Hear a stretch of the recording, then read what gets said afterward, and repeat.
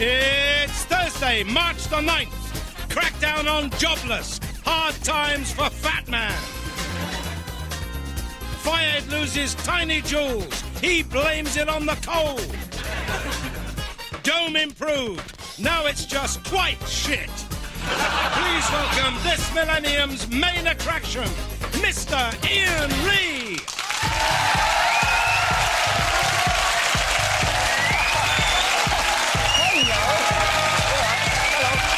Hello there. Salute you.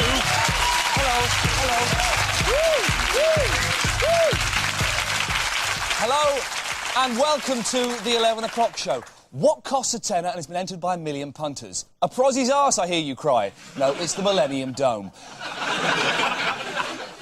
I'll stop there. The people are flooding in because now it's in safe hands. French hands. Hands stained with nicotine and snail juice. And French man's cum. Yeah, it's been turned around by Frenchman Pierre-Yves Gerbeau. As soon as he arrived, he said he was going to war. And in typical French fashion, immediately surrendered, then hid in a cellar for 4 years.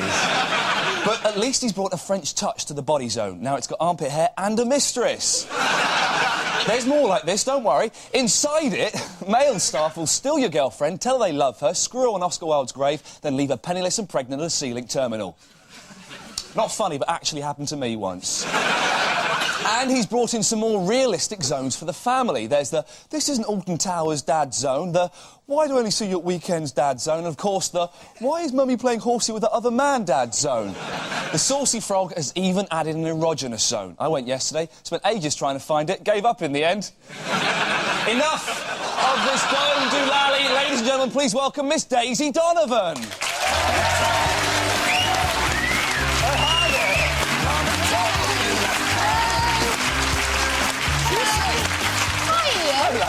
Hello there. Now, who does this Michael Douglas think he is? He's coming over as a UN ambassador to tell us that war is a bad thing. And he's saying actors didn't start the war in Bosnia. I say, where's the evidence? And this from a man who plays golf with Catherine Zeta-Jones. Mike, you're wasting valuable shagging time. Thanks very much, Daisy. Another issue cleared up there. Brilliant. Now... Before you ask, Ooh. Here's what's coming up on tonight's show. Television's favourite journalist, Ricky Gervais, gives his topical news roundup. And Danny Boy reports from Melbourne. I'll be reporting on the basics of Formula 1 racing. And later on, I'll be discussing the topic of rudeness. You twats. But now it's time for the headlines. Today's top stories. Football clubs are to take part in an initiative to teach teenage boys safe sex. The advice will include techniques on dribbling, ball control and diving in the box. A court in Italy has ruled that it is legal to have sex in the back of a car. The decision has been hailed as the spirito di conto. Liam Gallagher has bottled out of the proposed fight with Robbie Williams as he thinks the idea is too childish. However, he hasn't ruled out a wedgies competition. Education Minister David Blunkett sets out a new way of raising money for schools. He's walking to the North Pole for charity. Prostitutes in London are to go on strike. They have a long list of demands and say that at the moment they're basically being shafted. A spokesman for the girls has said that they are going to down tools at midnight, although punters are hoping that they'll opt for a go-slow policy. Gail Porter has been talking about the split with Prodigy's Keith in the tabloids. She bears her soul on page 17, her heart on page 18 and her arse on page 19. Scientists have created a mouse that can produce human eggs to help infertile women. Early experiments resulted in a genetically perfect baby, but sadly it was eaten by a cat. Surgeons have successfully rebuilt the face of Diana's ex-bodyguard. They described the operation as a Lewinsky, just a screw in the mouth and 2 nuts on his chin. And that's the headline news.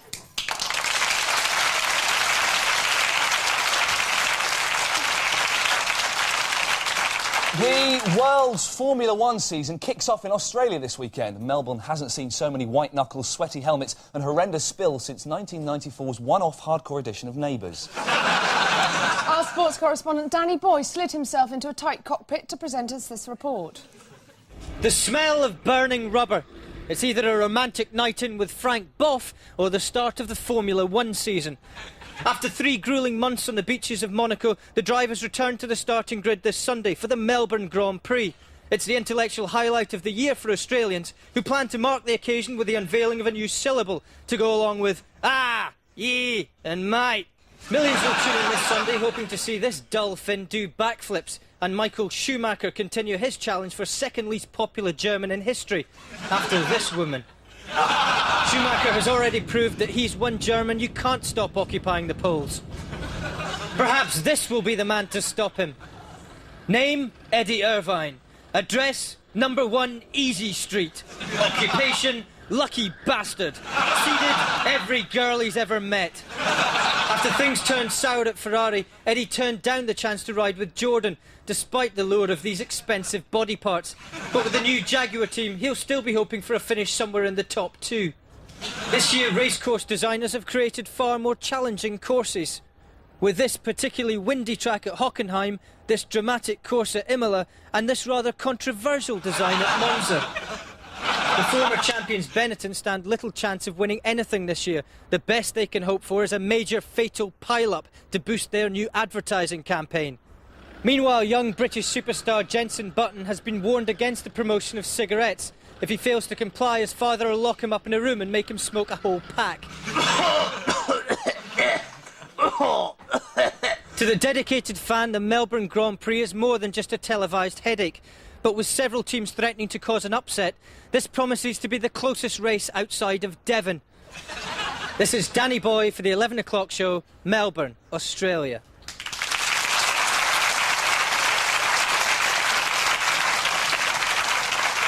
There are currently many benefits available to the unemployed. Housing benefit, child benefit, and the benefit of being able to watch every episode of Columbo off your nuts on a cocktail of skunk and curry pot noodle.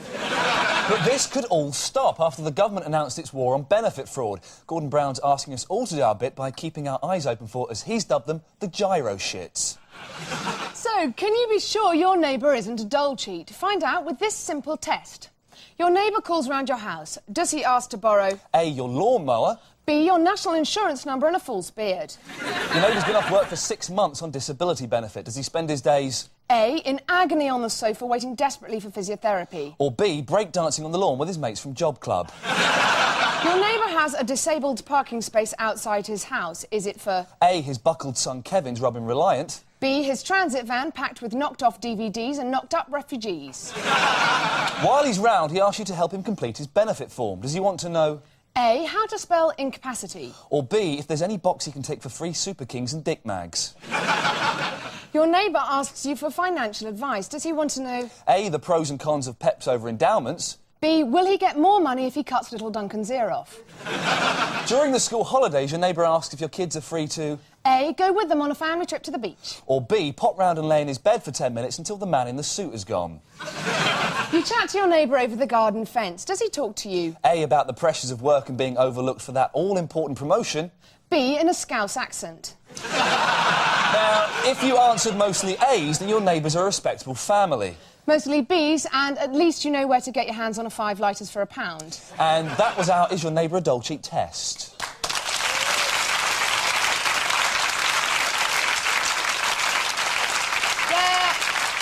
There are only 2 good things to have come out of Reading, and our next guest isn't either of them. Please give him a warm welcome, lukewarm, because we can't bring ourselves to. It's Ricky Gervais. Nice and sweet it does it. Nice and sweet it does it. Does it everyone's Brilliant! It's Ricky Gervais's bit. Brilliant. Lee, Donovan. Well, it's a serious bit. Serious subject. You've seen a lot in the papers, particularly today, about scroungers and beggars and that. And they've been having a go at the Romanian ones that have come over. And they're claiming benefit. And they're doing like a 9 to 5 outside the tube station begging with a baby, right? But...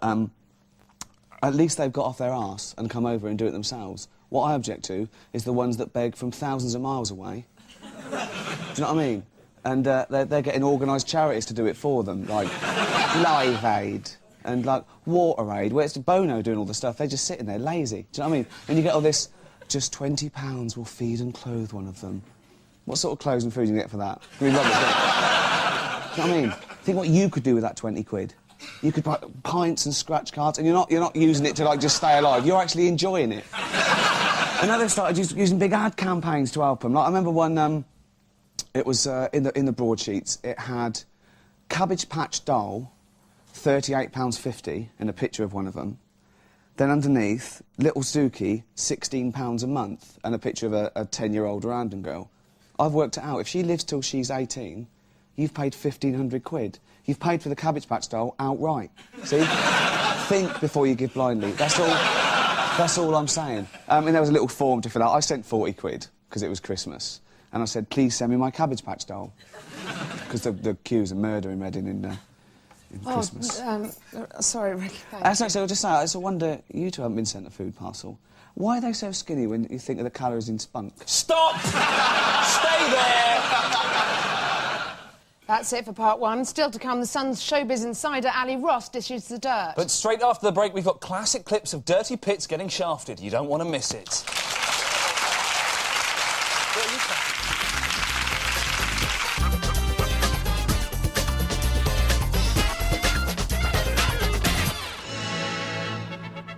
1984, and the miners are split on whether to strike. Scargill says yes. Their pretty wives say no. The women need the wages for perfume and puddings, but the men just want to fight. Hit him! Get up! Buy a belt, fatso! How did you ever fit in the pit? That was 1984. This is the year 2000 on Thursday, the 9th of March, and you're watching the 11 o'clock show. Coming up, Paul Garner reports on benefit cheats. But first, it's time for another look at tonight's headlines. Blair goes to Scottish Parliament. MPs say, OK, the new Labour. Gordon Brown forces people back to work. He's going to get his cock out on This Morning. Michael Douglas to be UN ambassador. World population set to double. Daisy, did you see that Edwina Curry just got a huge payout just because somebody was rude about What, her? that needle-nosed little gargoyle with the face of a snake? I'm going to stop you there, Daisy, because you're being rude, like I just said. And apparently everyone in Britain is getting ruder. But is it really true? I went to Manchester to find out. In today's society, money, good looks and health have been voted as the three most important values in a person. But what place do old-fashioned virtues such as politeness have in today's Britain? I've come here to fucking Manchester to talk to a load of moody bastards about it. What does being polite actually mean? Being polite, just being kind to people, nice, not swearing at them. And What's the difference between being rude and being gay? I don't know what the difference is between rude and gay. You rude? Yeah, sometimes, yeah. How many swear words do you know? A lot, mate. Let's hear them. Let's list them all. Let's go count them. Come on. Fucking lot. Let's count them. Okay, so let's hear it. What? Bollocks. I don't like that one. You don't want to get into the sea. It's offensive, I think. We know the C word. That man, that's right. Bollocks. Prick, dick, dickhead, wanker, fucker. That's 7. Bastard. Talking with your mouth open. How rude is that? 10. That's really rude. Yeah. You would never talk with your mouth open. No, I would never do it, no. What about cock? Yeah. What about cock? So you got up to 10 now. Let's see. Come on, let's get some more. You said you knew thousands. Let's have them. I meant 10. Chuffering, you could have had. Jap's eye. Pubis. How would you react to rudeness if someone was rude to you? Nothing. You're actually not. Or press the nose against the face really quite hard. It makes their eyes water. Yeah. Trust me. You push their nose against their face. Got to demonstrate. No, on the lady, yes. Get the back of the head and you press the side. No, you actually. That looked horrible. Yeah, my best friend Warren showed me that. What's the rudest thing you've ever done? If you want me to tell the truth, actually, my mate Iain back in London, I pooed in a bag, yeah, and I got him to put his hand in because I told him it's a computer remote control thing. That's pretty disgusting, but I was only about 11. So this is right. You shat in a bag, told your friend it was a computer remote control in it, and he put his hand in and grabbed it. He loved it, yeah. So there we have it. While being polite costs nothing, it appears I'm going to be well out of pocket at this rate. Flange, tit, arse sex. This has been Iain Lee, the 11 o'clock show, Manchester. Daisy, please tell us about tonight's guest, I beg of thee. I will do. As the man behind the Sun's UK Confidential column, no celeb's safe from his savage pen. He's given us the gossip on Graf and Agassi, Emma Noble's pregnancy, and he can smell a scandal at 50 paces. He's got a nose for news and both ears to the ground. Please welcome Ali Ross.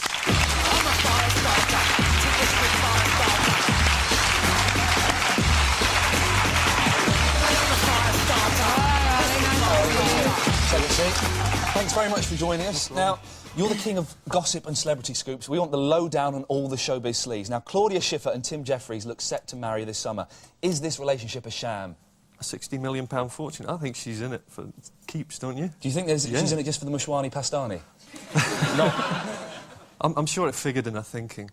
Oh, he's a good-looking guy, you know, he's a great personality. But he's got 60 million. Yeah. Fair play. I think I'd probably turn for that. What about her relationship with David Copperfield, though? Was that a sham? He's an ugly monobrow, basically, isn't he? But he's got a magic wand. He's got a magic wand. Was she enjoying watching things pop out of his magic wand? Was that the... It's one of those ones which it flops. Right. Goes hard again. What about Chris Evans? Because he jumps from girl to girl. Do you think that he was really having a relationship with Mel Sykes, or was that a PR stunt? No, I think he was in like Flynn. Really? Yeah, that'd be my guess. What about any Halliwell. of his recent flings? Jerry Halliwell? No. Yep. That is not genuine. A week? How long do you want with Jerry Halliwell? So Not very long at all, actually. She's a bit rough. OK, well, moving away from that, Max Beasley said last weekend that he was worried about the coke epidemic sweeping through the media. Are most of our favourite telly stars off their tits most of the time? Apparently, yeah. Apart from Iain. No, only the ones that work in children's TV, I think. Is the question we want to know, is coke the new gay? I haven't tried either, I don't know. It's a bit, you know, a big trendy thing. Oh, yeah, I'm just checking to the Priory for a bit. Oh, I'm a bit worn out. It just seems... Everyone seems to be doing it. I'm going to have a crack this weekend. Some crack this weekend. I don't know. Your latest target in your column is the lovely TV presenter Donna Eyre. Why do you always pick on her? I picked on her twice. OK, what's she done wrong? Give an example. She asked the cause how they met. She never did.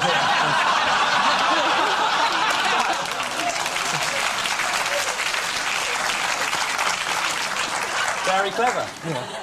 That is brilliant. Tell me I'm wrong picking on her for that. No, fair play. I think she deserves everything she gets for that. Are you collecting anecdotes about her? Does she do it often? Yeah, anyone's got any Donna Eyre anecdotes? Let's send them over. Yeah. What about stars who keep their hands clean? Who would you love to get a scoop on, and what would you like them to be doing? What would be your biggest dream scoop? Anthea Turner, she's clean. What would you like her to be Animals are Lovely. always good. Animals work for me. Bit of skag. Yeah. Bit of skag. Yeah, I'll take that lovely. as well, yeah. I'd like to see Charlie Dimmock creating a water feature over Alan Titchmarsh's face. That would be a scandal, I think. Liam won't fight Robbie because he says it's illegal and childish. Is he just a wimp? Well, he's a guy... I mean, Liam doesn't like doing illegal things. He's never been childish. So he's Really probably just a big wuss, isn't he? He would never do anything criminal, apart from their new album, which is shit. Now, we try to think about the ultimate scoop, what that might be for you. So can we tempt you with this? Liam, Queen Mum and Al Fayed and Buckhouse Coke Rom. Ladies and Ali Ross. Cheers, mate. Thanks very much.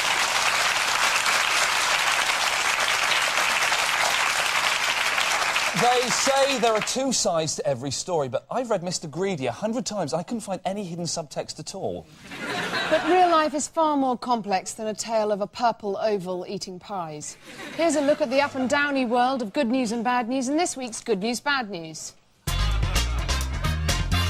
Good news. 5 members of England's 1966 football squad received MBEs at Buckingham Palace. Bad news. They celebrated by letting off a fire extinguisher and punching the Queen in the mouth. Good news. The government has announced plans for 1 million new homes. Bad news. They're all going to be in Dunstable.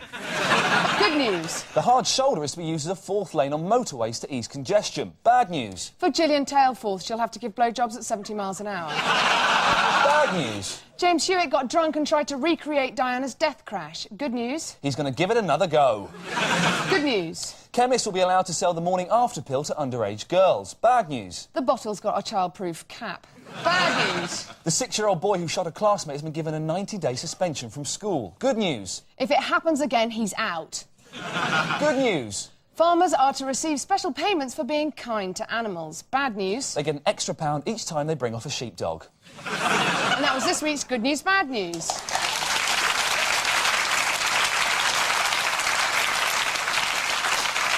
Gordon Brown Iran's dramatic crackdown on benefit cheats dominated today's front pages. Here's Paul Garner with a special report. You might recognise some of the faces here. Hey, it's the 11 o'clock show offices here in London. Why am I here? It's the place where I work. That's right, I work for a living. Unlike the millions of people in this country who'd rather cheat the system than get off their fat asses and find a job. I'm talking about the balls on the buttocks of Britannia, the benefits cheats. Well, Cliff and I came down for a few last night, then shared a cab home. It's quite a nice night. Excuse me, everybody. Who's having a drink? These ones are on me, all right? Hang on a minute, Bill. Where'd you get all that cash? I thought you were on the dole. Well, I'm on a dole, Paul, but, you know, I do a few jobs here and there for a bit of folding, do you know what I mean? But do us a favour. Keep it to yourself, mate. Will I fuck? It's wankers like this that we, the hard-working British middle classes, are paying for to prop up bars across the country. This working-class hero's done about as many honest days' work in his life as a Scouser. And it's people like you and me who end up picking up the bill.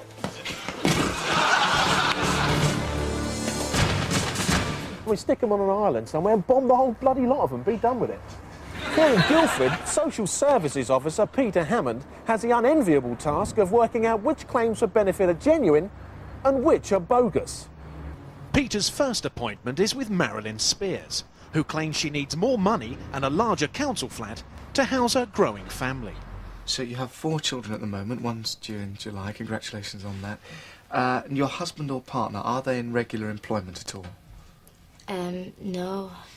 My boyfriend, Barry, he had an accident on machines at work, so he's on disability. Oh, I'm sorry to hear that. Can't you see me? She's a single mum, for Christ's sake. She sits in here with her satellite telly and her hundreds of bloody kids. They should stick them pandas from London Zoo in here for a couple of weeks. They'd have no problem breeding here, would they? As long as they could fit into a football shirt and work a CB. Come on, you lot, let's get out of this. Seen enough of this. It looks like a totally innocent game of football, doesn't it? But one of these tossers out here jumping about like a gazelle is Marilyn's boyfriend Barry. That's right, the one who's claiming disability allowance. Let's go and see what this prick's got to say for himself. Right, which one of you's Barry Simmons? Come on. Yeah, that's me. Why? Bloody Christopher Reeve, are we? Scavenging money off the state. Come on, you're coming back to work. Fucking idiot! Do you think it's easy operating a lathe like this? OK, so you won't be right all of the time. But your help in pointing the finger at benefits cheats means the government have the muscle to start giving the elbow to those who don't deserve the handouts. This is Paul Garner for the 11 o'clock show in Surrey.